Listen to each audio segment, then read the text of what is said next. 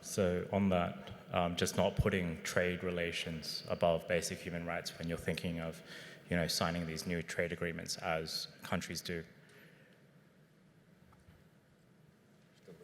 Oh, sorry, again.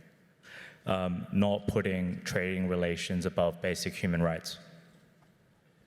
I think what Dennis has said about the importance of not putting trade above human rights is a phenomenon that we have been witnessing not only in Vietnam, but in the phenomenon of a mercantile diplomacy that puts trade interests and not only at the expense of human rights, but preempts the advocacy on behalf of human rights. Let me turn to you and ask yours, how do we mobilize the democracies? I think it's very important to start with younger generations. So I believe now in the societies, younger generations are not involving in politics enough. A lot of people would assume this is politics, it's too far away from my life. But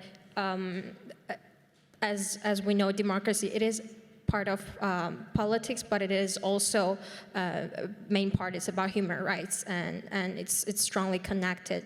And I do suggest educating starting from very younger generations, from high school, from college students, and with media training, letting them have more access to the outside world will be a very helpful way to help with the democracy. I'm glad you mentioned the importance of and the voice of young people. I think in the last year alone, one of the more encouraging signs has been the manner in which young people have been taking to the streets and raising their voices at considerable risk to themselves. The movement in Hong Kong is a movement of young people. In Chile, we saw young people in protest. In Lebanon, and I can go on. So while there's been this resurgent global authoritarianism, while there's been this assault on human rights and the silence of democracies, we have been seeing in the last year the phenomenon of young people willing to brave this repression and to speak up and to act. And that I have found has been one of the most encouraging developments that we have seen, and I'm glad you mentioned that, because young people can play and are now playing an important role in the case and cause of human rights. Elam? I'll just join my two colleagues in this respect.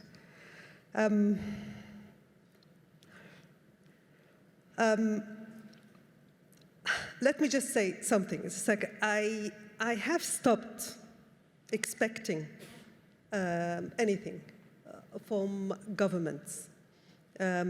Real politics, as you said, realist approach seems to be dominant in the way they conduct their policies. I understand that. What I learned over the time is that you have to take them to task. And that means that we work as civil society actors, all the forces within and outside, working together and making sure that these violations taking place are not taking place in silence, and shaming the government, because that can be also effective.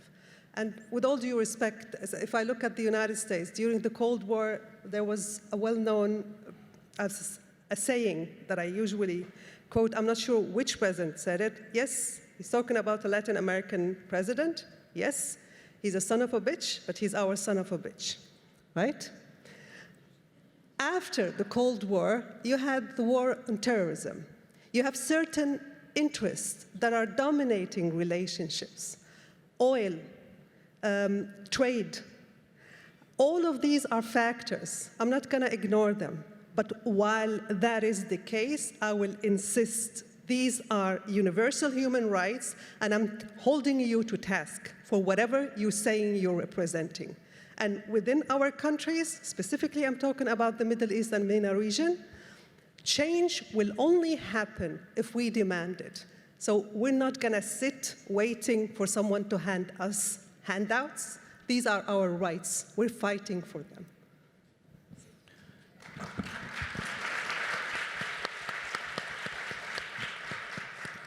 You know, Ellen, when you mention these words and the words of our fellow panelists, I'm reminded and recall an incident that took place and speaks to the issue that all of you have been speaking to and the responsibilities of the international community in matters of universal human rights and, regrettably, at the retreat of democracies.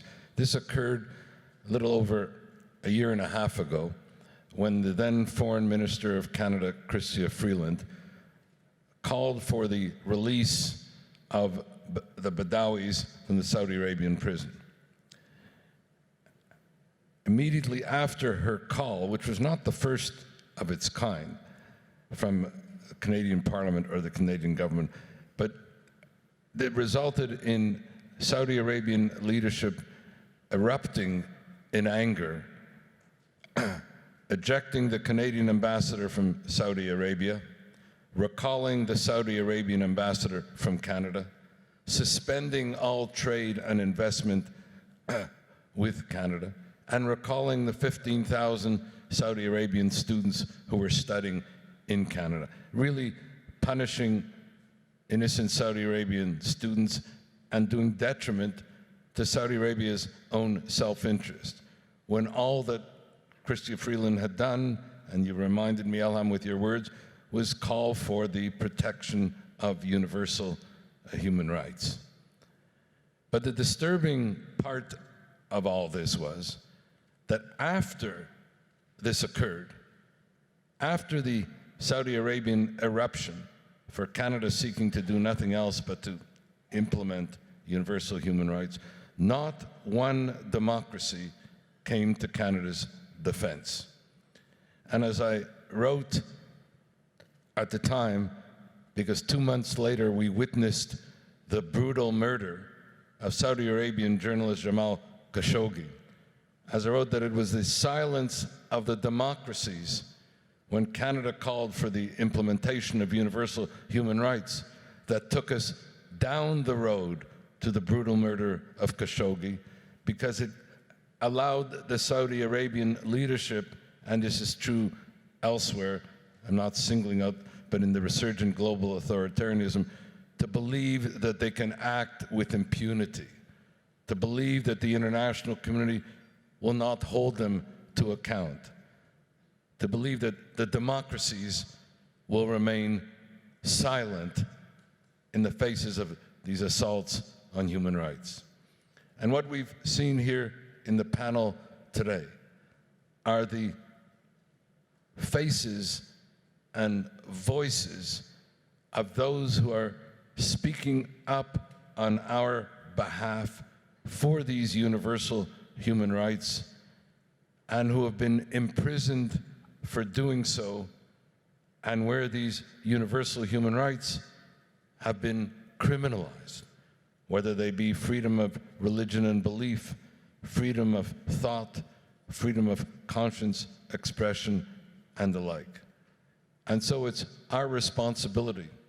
I've said this before, but it bears constant reaffirmation and, most importantly, action. It's our responsibility to speak on behalf of those who cannot otherwise be heard, to act on behalf of those who have put not their livelihood, but indeed their lives on the line, and to become their voices and their faces, not only on behalf of their individual cases and causes of false imprisonment and criminalization of human rights, but on behalf of universal human rights, on behalf of the promise of the UN Charter 75 years ago, on behalf of the conscience of humanity. And I want to thank each of you for sharing your experiences, your stories, for letting us be a looking glass through you to the pain and plight of the political prisoners on whose behalf you have been advocating, and serving as a reminder to all of us here and the international community that this remains our individual and collective responsibility. Thank you all.